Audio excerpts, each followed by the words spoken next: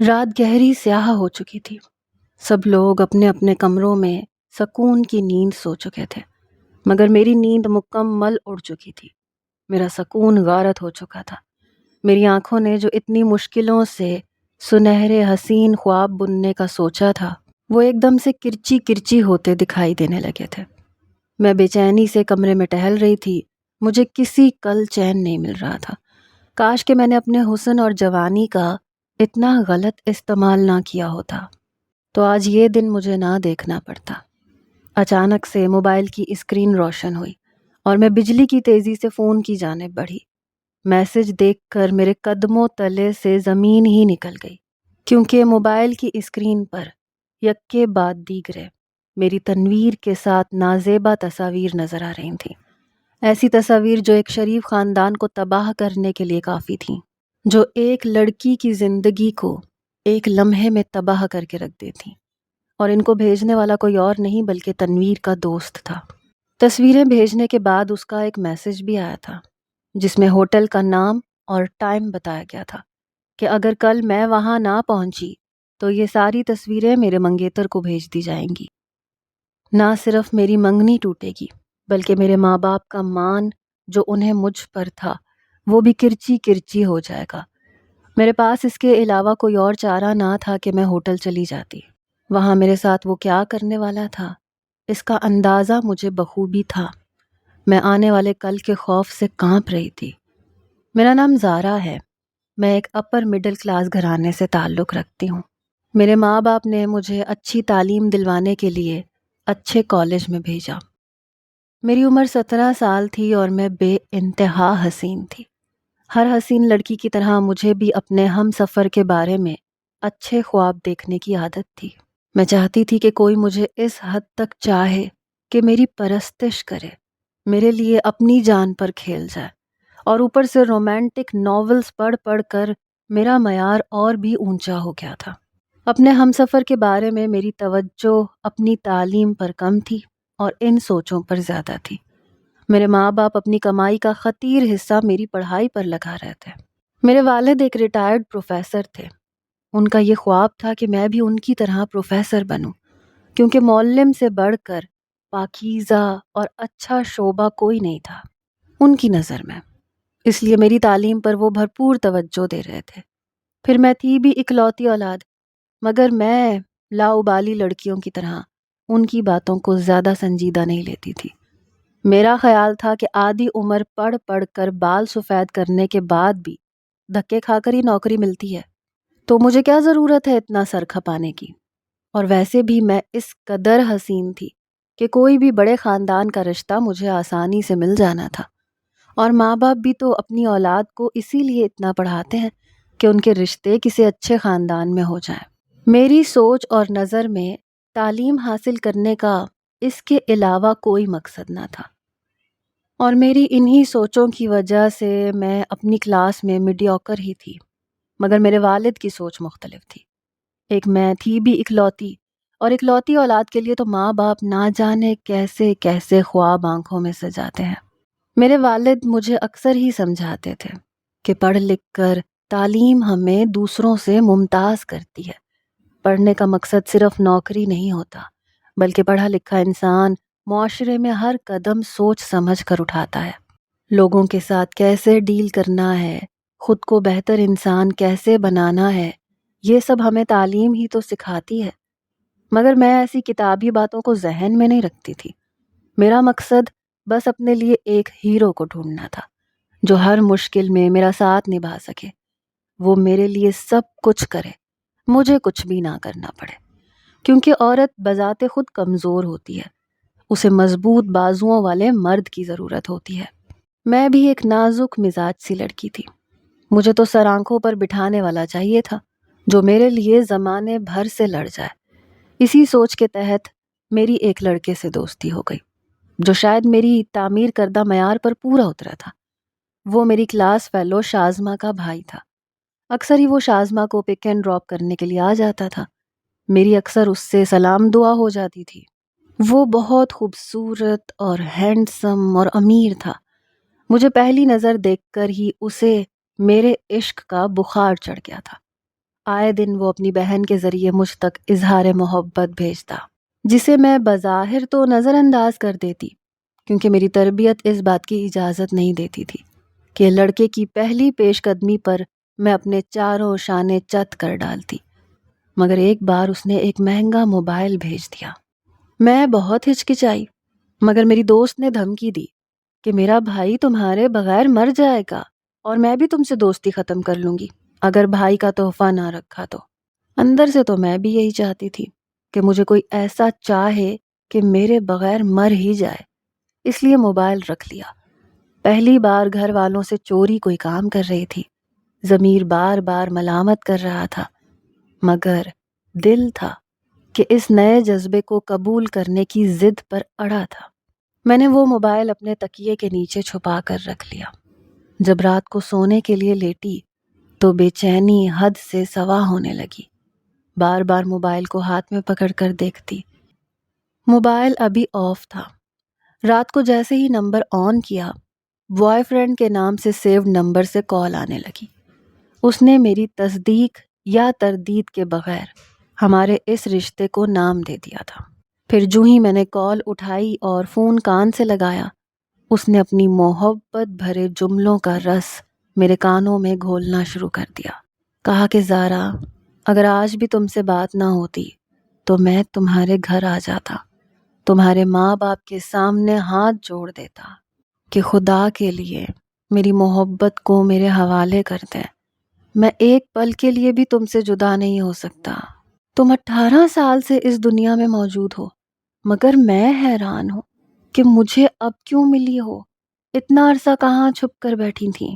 تمہارا حسن ایسا ہے کہ تمہارے لیے ہزاروں تاج محل بنائے جائیں۔ میں اس کی باتیں سن کر ہواؤں میں اڑنے لگی، میرے کان سرخ پڑنے لگے۔ یہ سچ تھا کہ آج تک مجھ سے ایسا والہانہ اظہار کسی نے نہیں کیا تھا، اور اب کیا تھا تو میں ہواؤں میں اڑ رہی تھی۔ تنویر سے بات کرنے کے بعد مجھے چین ہی نہیں مل رہا تھا۔ پڑھائی میں میری توجہ پہلے سے بھی گھٹ گئی تھی، اوپر سے ایگزامز بھی سر پر آ گئے تھے، مگر میں ساری رات اس کے ساتھ فون پر لگی رہتی۔ اسے بھی شاید میرے علاوہ اور کوئی کام نہ تھا، اور اسے ضرورت بھی کیا تھی؟ وہ امیر باپ کا بیٹا تھا، سونے کا چمچ منہ میں لے کر پیدا ہوا تھا۔ کوئی کام نہ بھی کرتا تو اس کی زندگی کوئی مشکل نہیں تھی، مگر میں نے اپنے ماں باپ کے خوابوں کو اپنے پیروں تلے کچل ڈالا۔ رزلٹ دیکھ کر میرے والد نے کہا تو کچھ بھی نہیں۔ میں تھوڑی دیر کے لیے شرمندہ ہوئی تھی کہ پاسنگ مارکس بھی نہیں آئے، مگر تنویر کی باتوں نے میرا جی بہلا دیا۔ اس نے کہا کہ تمہیں کیا ضرورت ہے کتابوں میں سر کھپانے کی؟ میں ہوں نا، میں تمہارا ہر خواب پورا کروں گا، سر آنکھوں پر بٹھا کے رکھوں گا، بس ایک بار تم مجھ سے مل لو۔ اب فون پر گزارا کرنا مشکل ہے، بہت بے چین ہوں۔ میں نے کہا میں مل نہیں سکتی، تم بس اپنے ماں باپ کو میرے گھر بھیجو رشتے کے لیے، اس کے بعد ملتے رہنا۔ تنویر میری بات سن کر بولا کہ یار، ابھی ہماری شادی کی عمر نہیں ہوئی، صرف 18 سال کی ہو تم، اتنی جلدی کہاں شادی کریں گے تمہارے گھر والے؟ مگر میں نے کہا کہ یہ میرا مسئلہ ہے، میں ان کو سمجھا لوں گی۔ اس نے کہا اچھا، پہلے ایک بار ملنے تو آ جاؤ نا، اس کے بعد شادی بھی کر لیں گے۔ اگر کل تم ملنے نہ آئی تو واقعی میں زہر کھا کے مر جاؤں گا۔ یہ کہہ کر اس نے فون بند کر دیا۔ وہ انتہا درجے کا جذباتی انسان تھا، اسے بس میرے لبوں سے اقرار سننا ہی پسند تھا، نہ کا تو سوال ہی پیدا نہیں ہوتا تھا۔ میں بے چینی سے ٹہلنے لگی۔ فون پر بات کرنا الگ بات تھی، میں ملنے کے حق میں نہیں تھی۔ وہ اتنا جذباتی تھا کہ پتہ نہیں مجھ سے مل کر کیا کر ڈالے۔ میرے گھر والوں کی سوچ نہیں تھی کہ مجھے یوں باہر گھومنے پھرنے کی اجازت دے دیتے، مگر تنویر تو میری کوئی بات سن ہی نہیں رہا تھا۔ میں نے بار بار کال کی، اس نے ایڈریس بھیج دیا کہ اگر کل تم وہاں نہ آئیں تو میرا مرا ہوا منہ دیکھو گی۔ میں بہت بے چین ہو گئی۔ شام ہوتے ہی بے چینی حد سے سوا ہونے لگی، اس لیے مجھے صرف ایک ہی بہانہ سوجھا۔ میں نے مما سے کہا کہ مما، ایگزامز میں نائٹ اسٹڈی کے لیے مجھے شازمہ کے گھر جانا ہوگا۔ میرے پیرنٹس نے مجھے کبھی روک ٹوک نہیں کی تھی کہیں آنے جانے سے، اور اسٹڈیز کے معاملے میں تو وہ آنکھیں بند کر کے مجھ پر یقین کر لیتے تھے۔ اس لیے ماما نے اجازت دے دی۔ بابا نے بھی کہا کہ جاؤ اور خوب دل لگا کر پڑھائی کرنا۔ میں ان کی بات سن کر شرمندہ تو ہوئی تھی، مگر میرے پاس اور کوئی راستہ نہ تھا۔ تنویر واقعی اپنے ساتھ کچھ کر لیتا تو میں بھی شاید کبھی خود کو معاف نہ کر پاتی۔ اس لیے میں اس کے بتائے ہوئے ہوٹل پر پہنچ گئی۔ سفید رنگ کا فراک پہنا تھا جس میں میرا حسن مکمل لگ رہا تھا۔ یہ ہماری پہلی ملاقات تھی۔ میرا مقصد اس سے کچھ نازیبا حرکتیں کرنے کا نہیں تھا، بلکہ میں نے اسے سمجھانے کے لیے حامی بھری تھی کہ کال پر اسے میری بات سمجھ میں نہیں آ رہی تھی۔ روبرو بیٹھ کر بات کروں گی کہ اپنے گھر والوں کو میرے گھر بھیجے۔ ویسے بھی وہ مجھے اس قدر قریب سے دیکھے گا تو اسے قائل کرنا آسان ہوگا۔ اسے میری بات ماننا ہی پڑے گی۔ میں انہی سوچوں میں ہوٹل پہنچی۔ ہوٹل بہت زیادہ شاندار اور خوبصورت تھا۔ میں نے روم نمبر کاؤنٹر پر کھڑی لڑکی سے پوچھا تو اس نے اوپر جانے کا اشارہ کیا۔ جب میں کمرے کے سامنے کھڑی ہوئی تو دل کی حالت عجیب تھی۔ سوچا کہ پلٹ جاؤں، مگر میرے سوچنے سے پہلے ہی دروازہ کھل چکا تھا۔ سامنے تنویر کھڑا تھا۔ اس کی آنکھوں میں ایسا خمار تھا، لگتا تھا رات بھر تڑپتا رہا ہے۔ اس نے میرا ہاتھ پکڑا، مجھے اندر لے گیا، دروازہ بند کر دیا۔ میں نے کہا دیکھو تنویر، میں بس تم سے بات کرنے آئی ہوں کیونکہ تم نے مجھے دھمکی دی تھی۔ اس نے کہا کہ شکر ہے تم نے میری محبت کا مان رکھ لیا۔ وہ مجھے بیڈ پر لے آیا، خود دو زانو ہو کر میرے سامنے بیٹھ گیا۔ کہنے لگا کہ آج تم کسی دیوی کی طرح لگ رہی ہو، میں تمہیں سراہے بنا نہیں رہ سکوں گا، تم سے اپنے سارے حق وصول کروں گا۔ میں اس کی باتیں سن کر ڈر گئی۔ کہا کہ نہیں، تم مجھے ہاتھ بھی نہیں لگاؤ گے۔ اگر اتنی محبت ہے تو اپنے پیرنٹس کو میرے گھر بھیجو، ان سے کہو کہ میرا رشتہ مانگے۔ اس نے کہا کہ ان کو بھی بھیجوں گا، پریشان مت ہو، مجھ پر بھروسہ کرو، اور محبت میں تو سب جائز ہوتا ہے، ڈر کیوں رہی ہو؟ میں نے کہا ہمارے ہاں یوں لڑکے اور لڑکی کی دوستی کو اچھا نہیں سمجھا جاتا، اس لیے تم سمجھنے کی کوشش کرو۔ مگر اس نے میری ایک بھی نہیں سنی۔ جب دو لڑکا لڑکی اکیلے ہوتے ہیں تو تیسرا درمیان میں شیطان ہوتا ہے، اور یہی شیطان اس پر حاوی ہو چکا تھا۔ میں بھی بے بسی کی تصویر بن گئی، کیونکہ وہ محبت میں ہر حد پار کرنے کو جائز سمجھتا تھا۔ میں احتجاج کرتی بھی تو اس نے میری ایک نہیں سننی تھی۔ میں نے جو اپنے ماں باپ کے مان اور اعتماد کو اس کمرے کی چار دیواری کے اندر کچل ڈالا، جب وہ مجھ پر اپنا سارا جنون نچھاور کر چکا، تو میں نے کہا کہ اگر اب تم نے میرے گھر میں رشتہ نہ بھیجا تو میں زہر کھا کر مر جاؤں گی، کیونکہ میں نے تمہاری ہر بات کو مان لیا۔ وہ میری بات سن کر ہنسنے لگا۔ کہا کہ ایک تو تم لڑکیاں جذباتی بہت ہوتی ہو، ایک لڑکا ذرا سی چاہت دکھا دے تو فوراً شادی شادی کی رٹ لگانے لگ جاتی ہو۔ مجھے اس کی یہ بات اچھی نہیں لگی تھی۔ میں نے کہا شادی ایک عورت کو مکمل کرتی ہے، اور تم اپنے سارے حق شادی کے بعد بھی تو وصول کر سکتے ہو مجھ سے۔ اس نے کہا ٹھیک ہے، میں اپنے پیرنٹس سے بات کروں گا۔ میں نے کہا میں انتظار کروں گی۔ یہ کہہ کر میں وہاں سے چلی آئی، مگر میرا انتظار ہی رہا۔ اس کے بعد نہ تو وہ میرا کوئی فون اٹھا رہا تھا، نہ مجھ سے بات کر رہا تھا۔ میں پاگلوں کی طرح اسے کالز پر کالز کیے جا رہی تھی۔ اپنی دوست کو بھی کئی بار کہا کہ اپنے بھائی سے کہو مجھ سے بات کرے۔ اس نے کہا کہ بھائی تو ملک سے باہر چلے گئے ہیں۔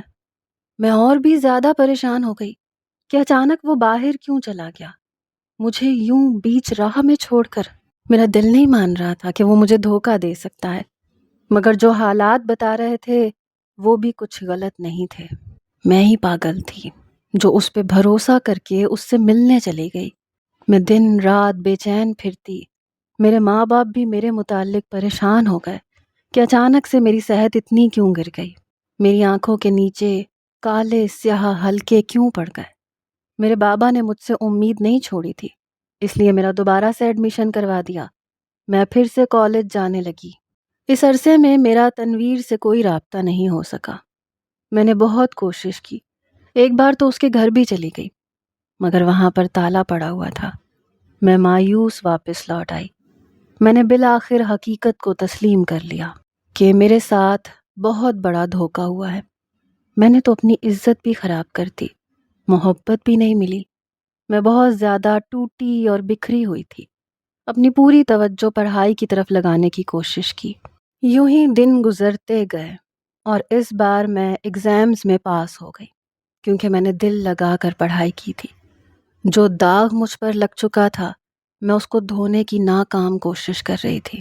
سیکنڈ ایئر کے رزلٹ کے بعد میرے بابا نے مجھ سے پوچھا کہ آگے تم کیا پڑھنا چاہتی ہو؟ تو میں نے کہا کہ بابا، جو آپ کی خواہش ہے میں وہ کروں گی، جو آپ کہیں گے۔ میرے بابا نے میرے سر پر ہاتھ رکھا اور کہا کہ میں نے یونیورسٹی میں تمہارا ایڈمیشن کروا دیا ہے۔ مجھے امید ہے میری بیٹی مجھے کبھی مایوس نہیں کرے گی اور دل لگا کر پڑھائی کرے گی اور اس خواب کی تعبیر کرے گی جو اس کے بابا نے اس کے متعلق دیکھا ہے۔ اپنے بابا کی بات سن کر میری آنکھوں سے آنسو جاری ہو گئے۔ میرے ماں باپ میرے لیے اتنا ہلکان ہو رہے تھے اور میں نے ان کی پیٹھ میں چھرا گھونپ دیا تھا۔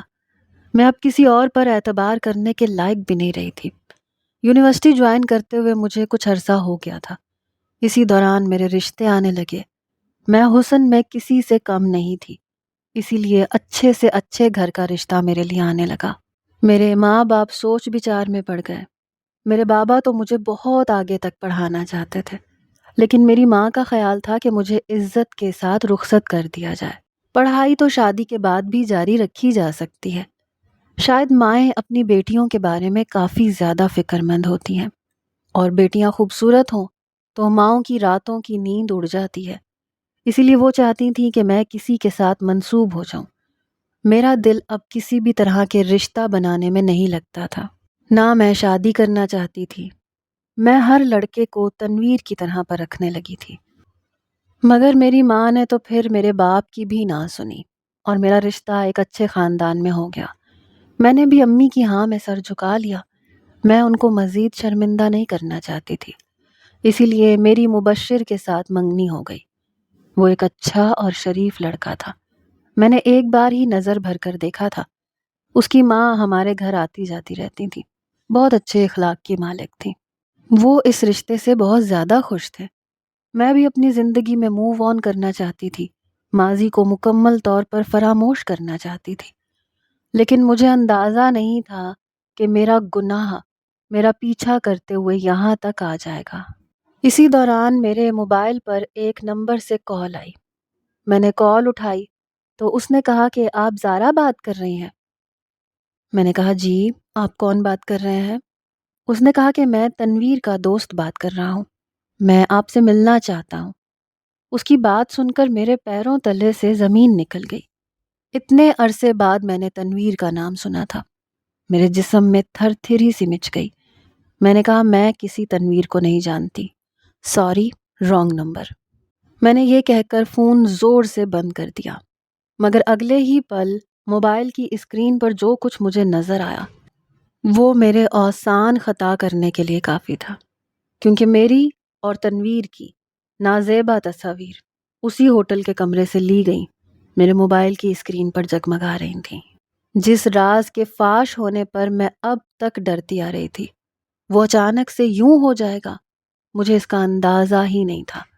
میرے ہاتھ پاؤں پھول گئے۔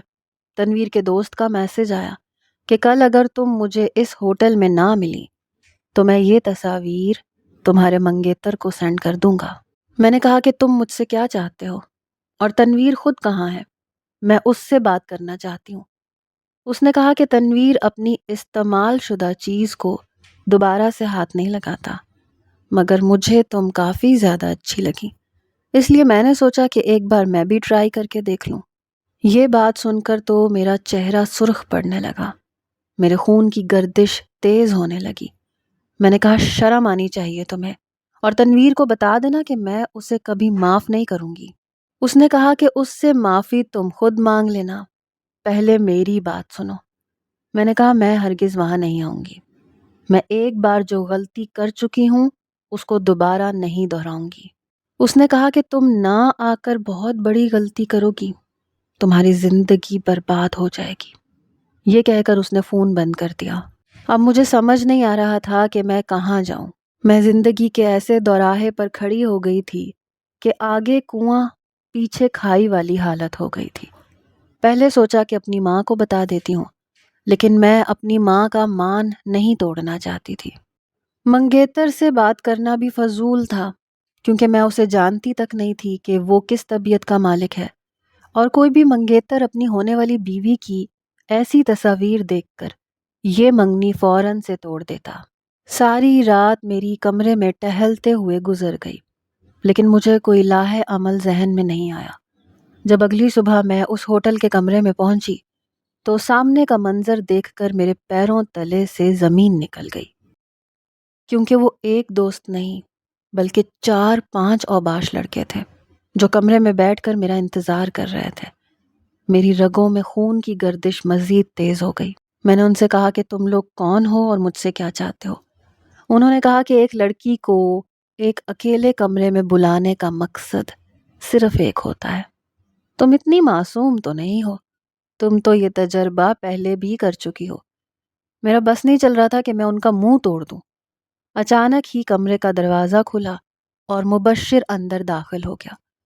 وہ سب لوگ شاید اس کے آنے کی توقع نہیں کر رہے تھے، اسی لیے ہونکوں کی طرح اس کا منہ دیکھنے لگے۔ مبشر نے سب کے منہ پر ایک ایک گھونسا جڑ دیا اور کہا کہ شرم نہیں آتی ایک مظلوم لڑکی کی کمزوری کا فائدہ اٹھاتے ہوئے؟ خبردار جو میری ہونے والی بیوی کے ساتھ کسی نے بدتمیزی کرنے کی کوشش کی یا اس کو ایک آنکھ بھی اٹھا کر دیکھا تو میں نے پولیس کو اطلاع کر دی ہے، وہ آتی ہی ہوگی۔ تم لوگ جیل میں سڑو گے، اور وہ کمینہ، اس سے تو میں خود ہی نمٹ لوں گا۔ اتنے میں پولیس بھی آ گئی اور ان سب کو حراست میں لے لیا۔ جب پولیس ان کو لے کر چلی گئی تو مبشر اور میں کمرے میں اکیلے رہ گئے۔ میں سر جھکائے اس کے سامنے مجرموں کی طرح کھڑی تھی کہ اب جو بھی وہ سزا میرے لیے طے کرے مجھے قبول ہے۔ دراصل میں نے یہاں آنے سے پہلے مبشر کو کال کی تھی، کیونکہ مجھے اس سچویشن میں اور کچھ بھی سوجھ نہیں رہا تھا، اور میں اپنے ہونے والے شوہر سے اپنی داغدار زندگی کو چھپانا بھی نہیں چاہتی تھی۔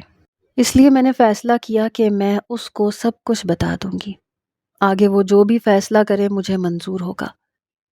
وہ ایک سلجھا ہوا اور شریف لڑکا تھا۔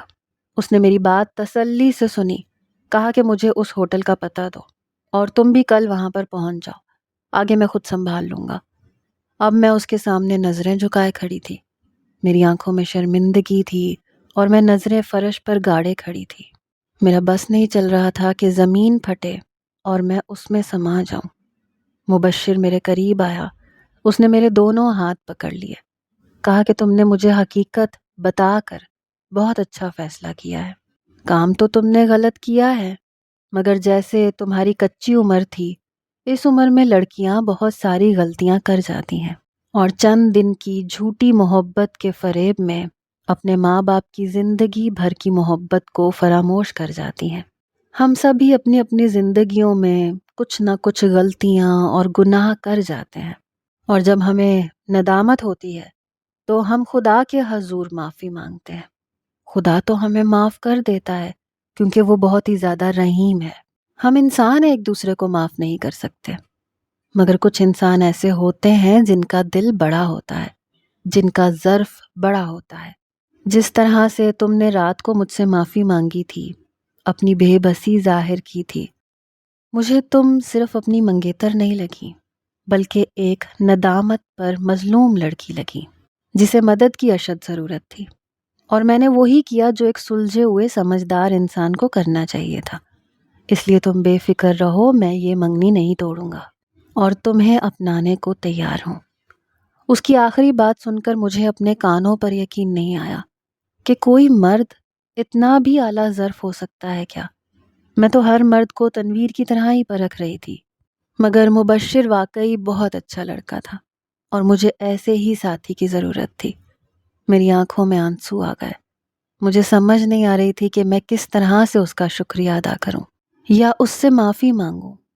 آخر میں آپ سب لڑکیوں سے کہنا چاہوں گی کہ کچی عمر کی محبتیں کچے رنگوں کے جیسی ہوتی ہیں، جو بظاہر تو خوشنما لگتی ہیں مگر جب یہ رنگ اترتا ہے تو دیوار پہلے سے بھی زیادہ بدنما ہو جاتی ہے۔